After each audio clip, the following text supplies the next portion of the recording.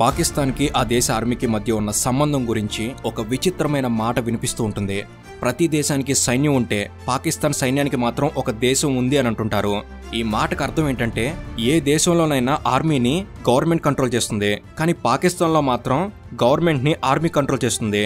ఈ విషయంలో ఎలాంటి సందేహం అవసరం లేదు.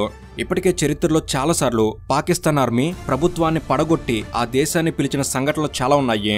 పాకిస్తాన్లో రాజకీయ సంక్షోభం సృష్టించడం, అధికారాన్ని దక్కించుకోవడం అక్కడి ఆర్మీకి బాగా అలవాటు. అయితే కొంతకాలంగా పాకిస్తాన్ రాజకీయాలు ఇందుకు భిన్నంగా నడుస్తున్నాయి. ప్రభుత్వం కూడా ఆర్మీకి పూర్తిగా లొంగిపోయి పనిచేస్తుంది. ఆ దేశ ప్రైమ్ మినిస్టర్ కన్నా ఆర్మీ చీఫ్ ఆసిఫ్ మునీర్కే ఎక్కువ ఇంపార్టెన్స్ లభిస్తుంది. పాకిస్తాన్లో పేరుకి షాబాజ్ షరీఫ్ ప్రైమ్ మినిస్టర్, కానీ ప్రభుత్వాన్ని నడిపిస్తుంది మాత్రం ఆసిఫ్ మునీరే. అందుకు చాలా ఉదాహరణలు ఉన్నాయి. అవన్నీ వీడియోలో డీటెయిల్గా వినబోతున్నారు. అయితే ఇప్పుడు ఏకంగా పాకిస్తాన్ ఆర్మీ చీఫ్కి అనుకూలంగా రాజ్యాంగ సవరణ కూడా చేయబోతున్నారు. ఆర్మీ చీఫ్ అధికారాలని మరింత పెంచేలా, విస్తృతం చేసేలా పాకిస్తాన్ ప్రభుత్వం చేసిన కాన్స్టిట్యూషనల్ అమెండ్మెంట్కి వ్యతిరేకంగా ప్రతిపక్షాలు ఆందోళన చేస్తున్నాయి. సుప్రీంకోర్టు జడ్జిలు సైతం రాజీనామా చేస్తున్నారు. పొలిటికల్ ఎక్స్పర్ట్స్, కాన్స్టిట్యూషనల్ ఎక్స్పర్ట్స్ అందరూ దీన్ని తప్పుపడుతున్నా కూడా పాకిస్తాన్ ప్రభుత్వం మాత్రం రాజ్యాంగ సవరణ చేయబోతుంది. నిజానికి రాజ్యాంగ సవరణ చేయడం పాకిస్తాన్ ప్రభుత్వానికి కూడా ఇష్టం లేదు. కానీ ఆర్మీ చేతిలో కీలు బొమ్మగా మారిన ప్రభుత్వానికి రాజ్యాంగ సవరణ చేయడం తప్ప మరో దారి లేదు.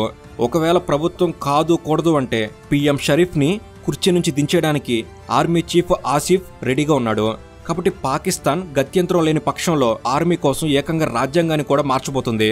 కాబట్టి దీని గురించిన పూర్తి విషయాలే మనం ఇప్పుడు చూద్దాం. అసలు పాకిస్తాన్లో ఏం జరుగుతుంది, ఎందుకని రాజ్యాంగ సవరణ చేశారు, రాజ్యాంగ సవరణ వల్ల ఆర్మీ చీఫ్కి ఎలాంటి అధికారాలు రాబోతున్నాయి, పాకిస్తాన్లో చేయబోయే కాన్స్టిట్యూషనల్ అమెండ్మెంట్ వల్ల ఆ దేశానికి ఎలాంటి నష్టం జరుగుతుంది, అసలు పాకిస్తాన్లో అక్కడ ఆర్మీకి ప్రభుత్వానికి మధ్య ఎలాంటి రిలేషన్ ఉంటుంది, ఇలాంటి ప్రతి ముఖ్యమైన విషయాన్ని ఏది మిస్ కాకుండా లోతుగా వెళ్ళి మరీ మనం తెలుసుకునే ప్రయత్నం చేద్దాం.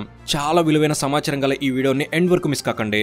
అండ్ ఇలాంటి మరిన్నో ఇన్ఫర్మేటివ్ వీడియోస్ని మీ కొరకు తెచ్చేందుకు మీ సపోర్ట్గా ఇవిడికి జస్ట్ లైక్ చేయండి చాలు. సో లేట్ చేయకుండా let's get into the video.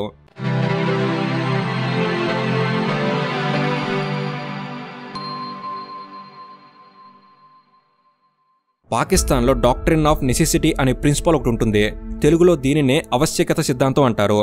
ఈ డాక్ట్రిన్ ఆఫ్ నెసెసిటీ ప్రకారం దేశంలో ఏదైనా ఎమర్జెన్సీ సిచ్యువేషన్ వచ్చినా లేదా పొలిటికల్ క్రైసిస్ తలెత్తినా తప్పని పరిస్థితుల్లో దేశాన్ని సేవ్ చేయడానికి, దేశ పొలిటికల్ ఆర్డర్ని మళ్లీ గాడిలో పెట్టడానికి ఆ దేశ ప్రభుత్వాన్ని పడగొట్టి అక్కడి ఆర్మీ దేశ అధికారాలని హస్తగతం చేసుకోవచ్చు.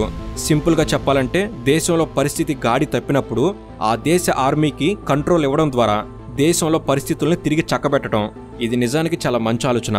కానీ ఆలోచన మంచిదైనా దాన్ని ఆచరించే వాళ్ళు కూడా మంచోళ్ళు అవ్వాలి. అప్పుడే మంచి ఆలోచనలో మంచి ఫలితాలను ఇస్తాయి. పాకిస్తాన్ విషయంలో ఈ డాక్ట్రిన్ ఆఫ్ నెసెసిటీ అనే సిద్ధాంతాన్ని అక్కడి సుప్రీంకోర్టు కూడా సమర్థించింది. కానీ ఈ సిద్ధాంతం వల్ల పాకిస్తాన్ ఆర్మీకి ప్రభుత్వం మీద కంట్రోల్ లభించింది. పాకిస్తాన్ పొలిటికల్ ఆర్డర్లో తేడా జరుగుతుంది అనిపించిన ప్రతిసారి దేశాన్ని కంట్రోల్ చేయడానికి అక్కడి ఆర్మీ సిద్ధంగా ఉంటుంది. నిజానికి ఈ డాక్ట్రిన్ ఆఫ్ నెసెసిటీ అనే సిద్ధాంతం అనేది పాకిస్తాన్ రాజ్యాంగంలో ఎక్కడా ఎక్స్ప్లిసిట్గా మెన్షన్ చేయలేదు. కానీ పాకిస్తాన్ జ్యుడిషియల్ సిస్టమ్ ఈ డాక్ట్రిన్ సిద్ధాంతాన్ని ప్రోత్సహిస్తూ వచ్చింది. రాజ్యాంగేతర చర్యలను, సైనిక తిరుగుబాట్లను సమర్థిస్తూ పాకిస్తాన్ కోర్టులు చెప్పిన తీర్పు ఆధారంగా ఈ డాక్ట్రిన్ సిద్ధాంతం డెవలప్ అయింది. దీన్ని కాన్స్టిట్యూషనల్ డాక్ట్రిన్ అనడం కన్నా జ్యుడిషియల్లీ డెవలప్డ్ డాక్ట్రిన్ అనే అంటారు. 1954లో లీగల్ జ్యుడిషియల్ ప్రిన్సిపల్గా ఈ డాక్ట్రిన్ ఆఫ్ నెసెసిటీని ఆమోదించారు. ఇలా ఎప్పుడైతే కోర్టులు సైనిక తిరుగుబాట్లను సమర్థిస్తూ వస్తున్నాయో, సైనిక తిరుగుబాట్లు అనేవి పాకిస్తాన్లో సర్వసాధారణం అయిపోయాయి. పొలిటికల్ ఇన్స్టెబిలిటీ, ఎమర్జెన్సీ సిచ్యువేషన్స్ అనే కారణాలతో పాక్ ఆర్మీ ప్రభుత్వాలని పడగొట్టడం మొదలుపెట్టింది. 1958లో పాకిస్తాన్ మిలిటరీ చీఫ్గా ఉన్న జనరల్ ఆయుబ్ ఖాన్తో మొదలైన ఈ సాంప్రదాయం ఇప్పటికీ కొనసాగుతూ వస్తుంది. 1958లో అప్పటి ఆర్మీ చీఫ్ అయూబ్ ఖాన్ పాక్ ప్రభుత్వాన్ని పడగొట్టి ఆయనే పాకిస్తాన్ ప్రెసిడెంట్ అయ్యాడు. దాదాపు 2 సంవత్సరాల 8 నెలల పాటు అయూబ్ ఖాన్ పాకిస్తాన్ని ఆర్మీ పాలనలో ఉంచాడు. ఆ తర్వాత 1969లో అప్పటి ఆర్మీ చీఫ్ యహ్యా ఖాన్ పాకిస్తాన్ ప్రభుత్వాన్ని రద్దు చేసి పాక్ దేశాన్ని ఆర్మీ కంట్రోల్లోకి తీసుకున్నాడు. ఆయన కూడా దాదాపు 2 సంవత్సరాల 10 నెలల పాటు పాకిస్తాన్ ప్రెసిడెంట్గా కొనసాగాడు. ఇక 1971లో పాకిస్తాన్ ఇండియాకు మధ్య యుద్ధం జరగటం, ఆ యుద్ధంలో పాకిస్తాన్ ఓడిపోవడం, ఈస్ట్ పాకిస్తాన్ని కోల్పోవడంతో యహ్యా ఖాన్ రాజీనామా చేసి పాకిస్తాన్లో ఎన్నికలు నిర్వహించాడు. లేదంటే యహ్యా ఖాన్ మరింత కాలం పదవిలో కొనసాగేవాడు. ఇక 1978లో కూడా ఇదే జరిగింది. అప్పటి ఆర్మీ చీఫ్ జియా ఉల్ హక్ పాక్ ప్రభుత్వాన్ని రద్దు చేసి దాదాపు 10 సంవత్సరాల పాటు పాకిస్తాన్ని ఆర్మీ కంట్రోల్లో పెట్టుకున్నాడు. ఈ 10 ఏళ్లు జియా ఉల్ హక్ పాకిస్తాన్కి ప్రెసిడెంట్గా కొనసాగాడు. ఇక 2001లో అప్పటి ఆర్మీ చీఫ్ పర్వేజ్ ముషారఫ్ కూడా ఇదే చేశాడు. 2001 జూన్ నుంచి 2007 అక్టోబర్ వరకు దాదాపు 6 సంవత్సరాల 4 నెలల పాటు పర్వేజ్ ముషారఫ్ పాకిస్తాన్ పాలించాడు. ఇలా పాకిస్తాన్ జ్యుడిషియల్ సిస్టమ్ క్రియేట్ చేసిన డాక్ట్రిన్ ఆఫ్ నెసెసిటీని ఉపయోగించుకుంటూ పాకిస్తాన్ ఆర్మీ సైనిక తిరుగుబాట్లు చేయడం సర్వసాధారణం అయిపోయింది. తిరుగుబాటు జరిగిన ప్రతిసారి ఏదో ఒక కారణం చూపించడం, దేశాన్ని సేవ్ చేసేందుకు ఆర్మీ అధికారాన్ని తీసుకుందని చెప్పుకోవడం పాకిస్తాన్ ఆర్మీకి అలవాటైపోయింది. ఈ విషయాల లోతుల్లోకి వెళ్తే చాలా ఆసక్తికర సంఘటనలు వినిపిస్తాయి. ఉదాహరణకి 1977లో పాక్ ఆర్మీ ఆపరేషన్ ఫెయిర్ ప్లేను స్టార్ట్ చేసింది. ఏ దేశంలోనైనా మిలిటరీ ఆపరేషన్ జరిగింది అంటే శత్రు దేశాల మీద జరుగుతుంది. కానీ ఆపరేషన్ ఫెయిర్ ప్లే అనేది పాకిస్తాన్ ఆర్మీ ఆ దేశ ప్రభుత్వం మీద జరిపిన ఆపరేషన్. జాగ్రత్తగా గమనించండి, ఆర్మీని ప్రభుత్వం కంట్రోల్ చేయాలి, ప్రభుత్వ ఆదేశాల ప్రకారం ఆర్మీ పనిచేయాలి. కానీ పాకిస్తాన్లో పరిస్థితి భిన్నంగా ఉంటుంది. ఆర్మీకి ఉన్న విస్తృతమైన అధికారాల వల్ల ఆర్మీని ఏకంగా ప్రభుత్వం మీద యుద్ధం ప్రకటించింది. 1977లో పాకిస్తాన్లో ఎన్నికలు జరిగాయి. ఆ ఎన్నికల్లో పాకిస్తాన్ పీపుల్స్ పార్టీ గెలిచింది. జుల్ఫికర్ అలీ భుట్టో ప్రధానమంత్రి అయ్యాడు. కానీ ప్రతిపక్ష కూటమి అయిన పాకిస్తాన్ నేషనల్ అలియన్స్ ఎన్నికల్లో రిగ్గింగ్ జరిగిందని ఆరోపించడం మొదలుపెట్టింది. దాంతో పీఎం భుట్టోకి వ్యతిరేకంగా దేశంలో నిరసనలు స్టార్ట్ అయ్యాయి. దాంతో దేశంలో ఇన్స్టెబిలిటీ, పొలిటికల్ క్రైసిస్ తలెత్తిందని ఆర్మీ చీఫ్గా ఉన్న జియా ఉల్ హక్ ఆపరేషన్ ఫెయిర్ ప్లే పేరుతో సైనిక తిరుగుబాటును స్టార్ట్ చేశాడు. భుట్టోతో సహా అతని మంత్రివర్గంలో ఉన్న మంత్రులందరినీ పాక్ ఆర్మీ అరెస్ట్ చేసింది. ఇటు అధికారంలో ఉన్న పార్టీ నాయకుల్ని, ప్రతిపక్షంలో ఉన్న పార్టీ నాయకుల్ని సైతం అందరినీ ఈ ఆర్మీ చీఫ్ అరెస్ట్ చేసి జైల్లో బంధించాడు. దేశంలో మార్షల్ లా విధించాడు. పాకిస్తాన్ సుప్రీంకోర్టు కూడా డాక్ట్రిన్ ఆఫ్ నెసెసిటీ కింద ఈ చర్యను సమర్థిస్తూ ఉత్తర్వులు ఇచ్చింది. అలా ప్రజలు ఎన్నుకున్న ప్రభుత్వాన్ని పడగొట్టి ఆర్మీ చీఫ్ అయిన జియా ఉల్ హక్ ప్రెసిడెంట్గా ఆయన బాధ్యతలు తీసుకున్నాడు. 90 రోజుల్లో ఆర్మీ ఎన్నికలు నిర్వహిస్తుంది అని జియా ఉల్ హక్ పాకిస్తాన్ ప్రజలకు హామీ ఇచ్చి గద్దెనెక్కాడు. కానీ దేశంలో పరిస్థితులు ఎన్నికలు నిర్వహించడానికి అనుకూలంగా లేవు అని చెప్తూ దాదాపు 10 ఏళ్ల వరకు జియా ఉల్ హక్కే ప్రెసిడెంట్గా కొనసాగాడు. 1978 నుంచి 1988 వరకు జియా ఉల్ హక్ పాకిస్తాన్ని ఆర్మీ కంట్రోల్లో ఉంచాడు. ఆర్మీ రూలింగ్లో ఏకంగా ఎన్నికల ద్వారా గెలిచిన పీఎం అలీ భుట్టోని ఒక కేసులో నిందితుడిగా తేల్చి ఉరిశిక్ష వేసి చంపేశారు. ఆర్మీ రూలింగ్ ఎంత దారుణంగా ఉంటుందో అనటానికి ఇదొక ఉదాహరణ.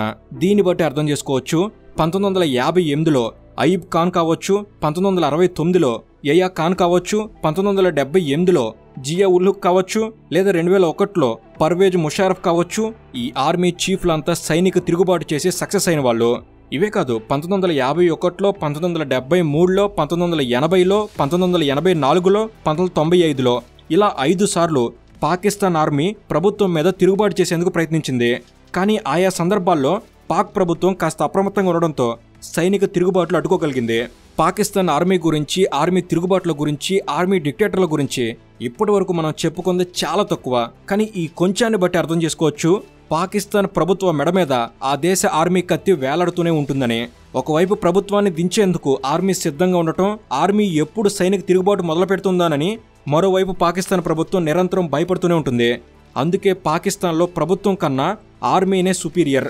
ఆర్మీ అధికారులు తగ్గించే ప్రయత్నం చేసినా, ఆర్మీ చెప్పినట్టు వినకపోయినా పాకిస్తాన్ ప్రభుత్వానికి గండం మొదలైనట్టే. అందుకే every country has its own army, but in Pakistan there army has its own country అనే ఈ మాట బాగా పాపులర్.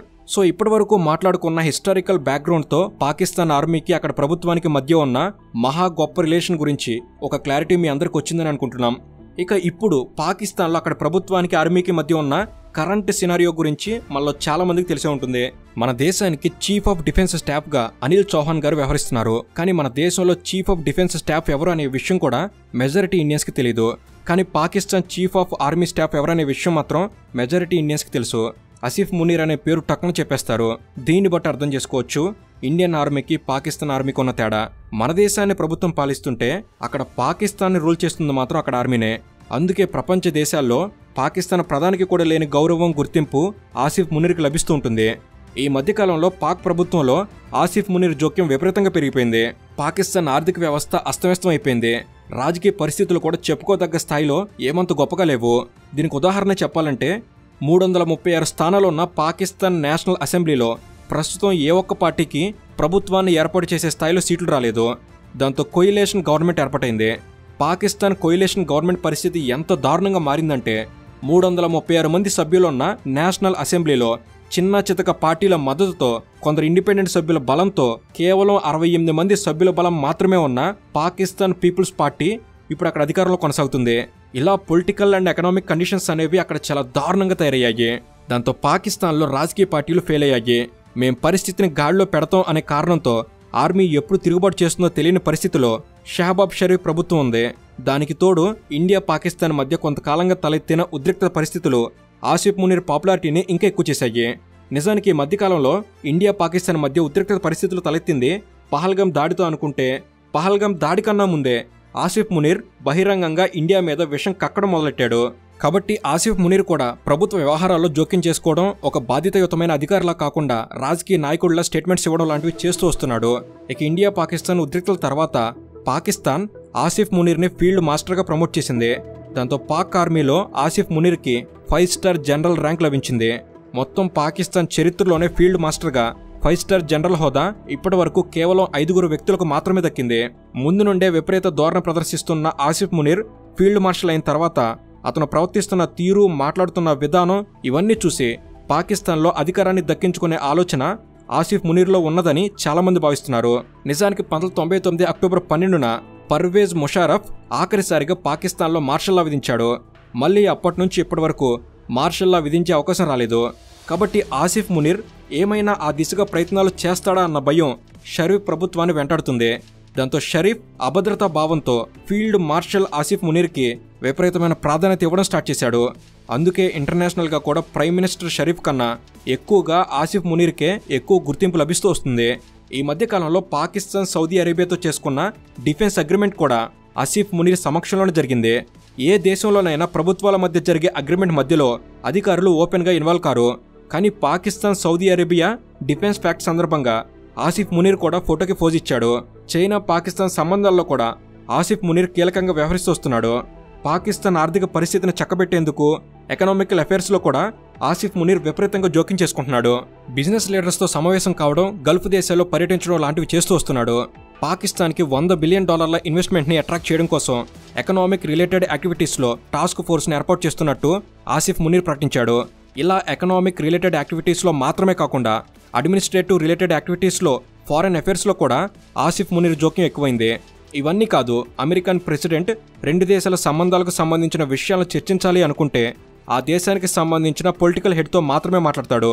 కానీ పాకిస్తాన్లో పొలిటికల్ హెడ్గా ప్రైమ్ మినిస్టర్ షరీఫ్ ఉన్నా కూడా ట్రంప్ ఆసిఫ్ మునీర్తోనే డిన్నర్ చేశాడు. అదీకాక ఈజిప్ట్లో జరిగిన గాజా పీస్ సమిట్ సందర్భంగా పాకిస్తాన్ ప్రైమ్ మినిస్టర్ ట్రంప్ని పొగడ్తలతో ఆకాశానికి ఎత్తాడు. కానీ ట్రంప్ మాత్రం అక్కడ లేని ఆసిఫ్ మునీర్ గురించి మాట్లాడుతూ మై ఫేవరెట్ ఫీల్డ్ మార్షల్ అని మాట్లాడాడు. సెప్టెంబర్లో పాక్ ప్రధానితో పాటు ఆసిఫ్ మునీర్ కూడా వైట్ హౌస్కు వెళ్లి పాకిస్తాన్లో ఉన్న క్రిటికల్ మినరల్స్కి సంబంధించిన వాల్ట్ని అమెరికన్ ప్రెసిడెంట్ ముందు ఓపెన్ చేసిన వ్యక్తి ఆసిఫ్ మునీరే. ఇక్కడ కనిపిస్తున్న ఫోటో చూడండి. ప్రైమ్ మినిస్టర్ షరీఫ్ చేతులు ముడుచుకుని చూస్తుంటే ఆసిఫ్ మునీర్ క్రిటికల్ మినరల్ వాల్ట్ను ఓపెన్ చేసి ట్రంప్కు చూపిస్తున్నాడు. ఇలా కొంతకాలంగా పాకిస్తాన్లో ఆసిఫ్ మునీర్ చుట్టూ ఆసక్తికర పరిణామాలు జరుగుతూనే ఉన్నాయి. అసలు ఎవడి ఆసిఫ్ మునీర్? ఆ దేశానికి ఆర్మీ చీఫ్ అంతే. ఉద్యోగరీత్యా కీలక బాధ్యతల్లో ఉండొచ్చు. కానీ political, economical, administrative, foreign affairs ఇలా ప్రతి విషయంలో వీడు వేలు పెడితే ప్రైమ్ మినిస్టర్లో మంత్రులు వీళ్ళంతా ఉన్నది దేనికి? ఆసిఫ్ మునీర్ చేతిలో పాకిస్తాన్ ప్రభుత్వ దుస్థితి ఏ రకంగా తయారైందో అర్థం చేసుకోవడానికి ఇంతకన్నా మాట్లాడుకోవాల్సిన అవసరం లేదు. కాబట్టి పాకిస్తాన్ని అధికారికంగా పాలిస్తుంది అక్కడి ప్రభుత్వమే అయినా అనధికారికంగా మాత్రం పాకిస్తాన్ ప్రభుత్వం ఆసిఫ్ మునీర్ చేతిలో కీలు బొమ్మగా మారిపోయింది. తన వెనక ఉన్న ఆర్మీ బలంతో ఆ దేశంలో ఆర్మీకున్న legal judicial principle doctrine of నెసెసిటీని అడ్డం పెట్టుకుని ఆసిఫ్ మునీర్ ప్రభుత్వాన్ని నచ్చినట్టు ఆడిస్తున్నాడు. వీడి ఆటలు ఎంతలా శృతిమించాయంటే ఆసిఫ్ మునీర్ అధికారాల్ని మరింత విస్తృతం చేసేందుకు పాకిస్తాన్ ప్రభుత్వం ఏకంగా రాజ్యాంగ సవరణ కూడా చేపట్టింది. ఆ రాజ్యాంగ సవరణలో డ్రాఫ్ట్ చేసిన విషయాలను గమనిస్తే మీరు ఖచ్చితంగా ఆశ్చర్యపోతారు. పాకిస్తాన్ కొత్తగా చేపట్టిన 27th కాన్స్టిట్యూషనల్ అమెండ్మెంట్లో మాట్లాడుకోవాల్సిన విషయాలు చాలానే ఉన్నాయి. ముందుగా ఈ అమెండ్మెంట్ ద్వారా పాకిస్తాన్ రాజ్యాంగంలో ఆర్టికల్ 243ని మార్చారు. ఆర్టికల్ 243 అనేది పాకిస్తాన్ ప్రభుత్వానికి మిలిటరీకి మధ్య ఉన్న సంబంధాన్ని డిఫైన్ చేస్తుంది. ఆర్టికల్ 243ని అమెండ్ చేయడం ద్వారా పాకిస్తాన్ ఆర్మీలో చీఫ్ ఆఫ్ డిఫెన్స్ ఫోర్సెస్ అనే కొత్త పదవిని సృష్టించారు. ప్రస్తుతం పాకిస్తాన్కి చీఫ్ ఆఫ్ డిఫెన్స్ స్టాఫ్ అనే పదవి ఉన్నా కూడా దానికన్నా హయ్యర్ పొజిషన్ క్రియేట్ చేశారు. ఈ పదవి అనేది జీవితకాలం పాటు ఉండే పదవి. పాకిస్తాన్ ఆర్మీలో హయ్యర్ అఫీషియల్స్కి ర్యాంకులు కేటాయిస్తారు. ఇప్పుడు ఆర్మీని రూల్ చేస్తున్న ఆసిఫ్ మునీర్కి 5 స్టార్ ర్యాంకింగ్ ఉంది కాబట్టి ఈ 5 స్టార్ రేటింగ్ ఉన్న అధికారులకి కొన్ని ప్రత్యేక సౌకర్యాలు కల్పించారు. అవేంటంటే పాకిస్తాన్ రాజ్యాంగంలో ఆర్టికల్ 248 ప్రకారం పాకిస్తాన్ ప్రెసిడెంట్, గవర్నర్లు వీరంతా పదవిలో ఉన్నప్పుడు వీరి మీద అవినీతి ఆరోపణలు వస్తే విచారణ చేయడానికి వీల్లేదు. కేవలం పదవీ కాలం ముగిసిన తర్వాత మాత్రమే విచారణ చేపట్టాలి. కానీ కొత్తగా వచ్చిన రాజ్యాంగ సవరణలో 5 స్టార్ రేటింగ్ ఆర్మీ ఆఫీసర్స్కి లైఫ్ లాంగ్ వాళ్ళు బతుకున్నంత కాలం వాళ్ళ అధికారులు అలాగే ఉంటాయి. వాళ్ళ మీద అవినీతి ఆరోపణలు వచ్చిన లైఫ్ లాంగ్ ఇమ్యూనిటీ ఉండటం వల్ల విచారణ చేసేందుకు ఎవరికి అధికారం ఉండదు. అంటే పాకిస్తాన్లో ప్రెసిడెంట్కి కూడా లేని అవకాశం ఆర్మీ అధికారులకు కల్పించారు. 27వ రాజ్యాంగ సవరణలో ఫీల్డ్ మార్షల్ ర్యాంక్కి విశిష్టమైన అధికారులు కట్టబెట్టారు. ఫీల్డ్ మార్షల్ పదవిలో ఉన్న వ్యక్తికి లైఫ్ లాంగ్ ప్రివిలేజెస్ లభిస్తాయి. అతని మీద వచ్చిన అవినీతి ఆరోపణల్ని ఎంక్వైరీ చేసే అధికారం ఎవరికీ ఉండదు. సింపుల్గా చెప్పాలంటే ఫీల్డ్ మార్షల్ పదవిలో ఉన్న వ్యక్తి ఎంత కరప్షన్ చేసినా, ఎన్ని దారుణాలకు పాల్పడ్డా అతను బ్రతికున్నంత కాలం అడిగేవాడు ఉండడు. ఏ ఇన్వెస్టిగేషన్ ఏజెన్సీకి ఎంక్వైరీ చేసేందుకు అధికారులు ఉండవు. ఇన్నాళ్ళు పాకిస్తాన్లో ఫీల్డ్ మార్షల్ ర్యాంక్ అనేది గౌరవప్రదమైన స్థానం. ఫీల్డ్ మార్షల్ స్థానానికి కాన్స్టిట్యూషనల్ బ్యాకప్ అనేది లేదు. కానీ ఇక నుంచి ఫీల్డ్ మార్షల్ పొజిషన్ అనేది కాన్స్టిట్యూషనల్ పొజిషన్గా మారిపోతుంది. పాక్ ఆర్మీలో 5 స్టార్ ర్యాంకింగ్ ఉన్న ఆఫీసర్స్ని తొలగించాలి అంటే నేషనల్ అసెంబ్లీ 2/3 మెజారిటీతో ఆమోదం తెలపాలి. నేషనల్ అసెంబ్లీలో మెజారిటీ రావాలంటే అంత సులభం కాదు. కాబట్టి ఫీల్డ్ మార్షల్ పొజిషన్ అనేది మరింతగా స్ట్రాంగ్ అయింది. ఇక ఇదే అమెండ్మెంట్ ద్వారా పాకిస్తాన్ ఆర్మీలో ఒక ప్రత్యేకమైన పదవిని క్రియేట్ చేశారు. అదే commander of the national strategic command. ఈ పదవిని సృష్టించి ఆ దేశ న్యూక్లియర్ కమాండ్ని ఆర్మీ చేతుల్లోకి తీసుకుంది. ఇన్నాళ్ళు న్యూక్లియర్ వెపన్స్, న్యూక్లియర్ రీసెర్చ్కి సంబంధించిన వ్యవహారాలు పాక్ ప్రభుత్వం చూసుకునేది. కానీ ఇక నుంచి న్యూక్లియర్ రిలేటెడ్ రెస్పాన్సిబిలిటీస్ అన్నీ పాక్ ఆర్మీ కంట్రోల్లోకి రాబోతున్నాయి. ఇప్పటివరకు ఆర్మీలో ప్రభుత్వ అధికారాలకి ఎలా కోతపడిందో చూసాం. మరి అధికారాలు నిర్విఘ్నంగా కొనసాగాలి అంటే జ్యుడిషియల్గా ఇబ్బంది లేకుండా ఉండాలి. కాబట్టి ఇదే రాజ్యాంగ సవరణలో సుప్రీంకోర్టు అధికారాలను కూడా కట్ చేసేశారు. సుప్రీంకోర్టుకి సమానంగా మరో ప్రత్యేకమైన కోర్టుని ఏర్పాటు చేయబోతున్నారు. ఫెడరల్ కాన్స్టిట్యూషనల్ కోర్టు పేరుతో ఒక స్పెషల్ కోర్టుని సెటప్ చేసి కాన్స్టిట్యూషనల్ మ్యాటర్స్, ఫెడరల్ డిస్ప్యూట్స్ని సెటిల్ చేసే బాధ్యత ఆ కోర్టుకి ఇవ్వబోతున్నారు. సింపుల్గా చెప్పాలంటే పాకిస్తాన్ సుప్రీంకోర్టు అధికారాలని క్రిమినల్, సివిల్ మ్యాటర్స్కి మాత్రమే పరిమితం చేయడం ద్వారా రాజ్యాంగబద్ధమైన విషయాలకి సుప్రీంకోర్టుని దూరం చేశారు. అంటే ఒక రకంగా సుప్రీంకోర్టుకి న్యాయ వ్యవస్థకు ఉన్న అధికారాలను కట్ చేసేశారు. పాకిస్తాన్ సుప్రీంకోర్టు కాన్స్టిట్యూషనల్ రిలేటెడ్ మ్యాటర్స్ని హ్యాండిల్ చేయడం వల్ల కామన్ పబ్లిక్కి సంబంధించిన civil and criminal justice late అవుతుందని, అందుకే రాజ్యాంగ సంబంధమైన వ్యవహారాలని, ఫెడరల్ వివాదాలని పరిష్కరించడం కోసం ప్రత్యేకంగా కోర్టును ఏర్పాటు చేశామని పాకిస్తాన్ ప్రభుత్వం చెప్తుంది. ఇలా 27 రాజ్యాంగ సవరణల వల్ల ఆర్మీ అధికారులు ఇంకా ఎక్కువ ఎక్స్పాండ్ అయ్యాయి. అలాగే పాకిస్తాన్ సుప్రీంకోర్టు అధికారులు కట్ అయిపోయాయి. కాబట్టి ఇప్పటికే పాకిస్తాన్ ప్రభుత్వం ఆర్మీ చేతిలో కీలు బొమ్మగా మారిపోయింది. కాబట్టి ఆర్మీ తనకు నచ్చినట్టు అక్కడ ప్రభుత్వాన్ని ఆడిస్తూ, కావలసిన విధంగా అక్కడి రాజ్యాంగాన్ని మారుస్తూ ప్రజాస్వామ్యం అనే మాటకి కొంచెం కూడా విలువ లేకుండా చేస్తుంది. నిజానికి పాకిస్తాన్ అభివృద్ధిలో వెనకబడింది. ఎకనామికల్గా కూడా పాకిస్తాన్ పరిస్థితి దిగజారిపోయింది. దాంతో కొంతకాలంగా పాకిస్తాన్ ప్రజల్లో కనువిప్పు మొదలైంది. దేశం ఈ దుస్థితికి రావడానికి కారణం ఏంటని ఆలోచిస్తే అక్కడి ప్రభుత్వాలు ఆర్మీ ముందు చేతులు కట్టుకునే పరిస్థితి ఉండడం వల్లే ఆ దేశం అలా తయారైందన్న విషయం అర్థమైంది. 2023లో అప్పటి ప్రైమ్ మినిస్టర్ ఇమ్రాన్ ఖాన్ మీద కుట్ర జరిగి అతన్ని పదవి నుంచి దించేశారు. పాకిస్తాన్లో ఇప్పటి వరకు ఒక్క ప్రధానమంత్రి కూడా పూర్తి కాలం పదవిలో కొనసాగింది లేదు. ఆర్మీ అధికారాలను తగ్గించే ప్రయత్నం చేస్తే ఆ ప్రధానమంత్రి పదవి పోయినట్టే. ప్రధానమంత్రికి వ్యతిరేకంగా ఆర్మీ పొలిటికల్ ఈక్వేషన్స్ను మార్చేసి అనుకూలమైన పార్టీని అధికారంలో కూర్చోబెడుతుంది.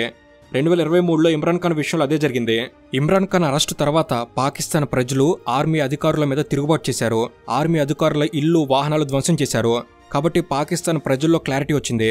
పాక్ ఆర్మీ దేశంలో రాజకీయాల్లో వేలు పెట్టి దేశాన్ని నాశనం చేస్తుందన్న క్లారిటీకి పాకిస్తాన్ సొసైటీ వచ్చేసింది. ఇక 2024 ఎన్నికల్లో ఇమ్రాన్ ఖాన్ పార్టీ పోటీ చేయకుండా ఎలక్షన్ రిలేటెడ్ ఫ్రాడ్ చేసినట్టు చూపించి ఆ పార్టీ సింబల్ కూడా రద్దు చేశారు. 2023లో ఇమ్రాన్ ఖాన్ పార్టీ పీటీఐకి చెందిన నాయకుల్ని అరెస్ట్ చేసి జైల్లో పెట్టారు. ఇమ్రాన్ ఖాన్ ఇప్పటికీ జైల్లోనే ఉన్నాడు. పీటీఐను పోటీ చేయకుండా అడ్డుకున్నారు. 2024లో పీటీఐ నాయకులు ఇండిపెండెంట్గా ఎన్నికల్లో పోటీ చేశారు. ఇండిపెండెంట్గా పోటీ చేసిన పీటీఐకే ఎక్కువ సీట్లు వచ్చాయి. దాంతో పాకిస్తాన్లో ఆర్మీ పట్ల ప్రజల్లో తీవ్ర ఆగ్రహం ఉందని అర్థమైంది. పీటీఐ పార్టీని పోటీ చేయకుండా చేసినందుకు ఆ పార్టీ సుప్రీంకోర్టులో కేసు వేసింది. సుప్రీంకోర్టు కూడా పీటీఐ పార్టీకి అనుకూలంగా తీర్పిచ్చింది. ఇలా పాకిస్తాన్లో ఆర్మీకి ప్రజల నుంచి, జ్యుడిషియల్ సిస్టమ్ నుంచి ఎదురు దెబ్బలు తగిలాయి. దాంతో పాకిస్తాన్ ఆర్మీ తన పంతాను పూర్తిగా మార్చింది. ప్రజలు ఎక్కడ తిరుగుబాటు చేస్తారోనని పాకిస్తాన్ ఆర్మీ ఎప్పటికప్పుడు వ్యూహాలు రచిస్తూ వస్తుంది. ఆ క్రమంలో సోషియో పొలిటికల్, ఎకనామికల్, జ్యుడిషియల్ ఇలా అన్ని విషయాల్లో వేలు పెట్టి ప్రజలను డైవర్ట్ చేసే ప్రయత్నం చేస్తూ వస్తుంది. అయితే పాకిస్తాన్ ఆర్మీ తన స్ట్రెంగ్త్ని ప్రొటెక్ట్ చేసుకోవడం కోసం ఇండియాను ఉపయోగించుకుంటుంది. సహజంగా రాజకీయ పార్టీలు ఇలా చేస్తూ ఉంటాయి. కానీ పాకిస్తాన్లో రాజకీయ పార్టీలకి అక్కడి ప్రజలకి క్రమంగా ఒక అవగాహన ఏర్పడుతూ వస్తుంది. ఇండియాతో వివాదం నిజంగా అవసరమా అని అలాంటి అభిప్రాయం పెరుగుతుంది అనుకున్న సమయంలో అక్కడ ఆర్మీ ఏదో ఒక విధంగా ఇండియాతో వివాదాన్ని ముందుకు తీసుకువెళ్తూ ఇండియా పట్ల ప్రజల ఆలోచనలో వస్తున్న మార్పుని చంపేసే ప్రయత్నం చేస్తుంది. కాబట్టి ఆర్మీ తన అధికారాలని మరింత విస్తృతం చేసుకునేలా ఈ 27వ రాజ్యాంగ సవరణ చేసింది. ఈ విషయాలన్నీ పాకిస్తాన్ ప్రభుత్వానికి తెలుసు. కానీ అన్ని దయా దాక్షిణ్యాలతో నడుస్తున్న అక్కడి ప్రభుత్వానికి ఆర్మీ చెప్పినట్టు చేయడం తప్ప మరో దారి లేదు. కానీ ఏకంగా రాజ్యాంగాన్ని మారుస్తూ న్యాయ వ్యవస్థ అధికారులకు కూడా కోత విధిస్తూ పాకిస్తాన్ ప్రభుత్వం తీసుకున్న నిర్ణయం ఆ దేశాన్ని మరింత ప్రభావితం చేయబోతున్నాయి. ఆర్మీకి వ్యతిరేకంగా తిరుగుబాటు జరిగితే దాన్ని అణిచివేయడానికి ఆర్మీ కూడా గన్స్ అండ్ బుల్లెట్స్తో సిద్ధంగా ఉంది. కాబట్టే ప్రజలు కూడా ఆర్మీ మీద తిరుగుబాటు చేయలేకపోతున్నారు. సో ఇది ఫ్రెండ్స్, ఈ విషయంపై మీ అభిప్రాయం ఏమిటి తప్పకుండా కామెంట్స్లో తెలపండి. అండ్ ఇలాంటి ఎంతో విలువైన సమాచారం గల మరిన్ని వీడియోలు ఇక నుంచి వెంటనే రాబోతున్నాయి. ప్రతిదీ మీ వరకు చేరేందుకు తప్పకుండా మన తెలుగు నాలెడ్జ్ ఫ్యామిలీలో సబ్స్క్రైబ్ చేసుకుని మీరు కూడా భాగం కండి. Thank you for watching. Have a good day.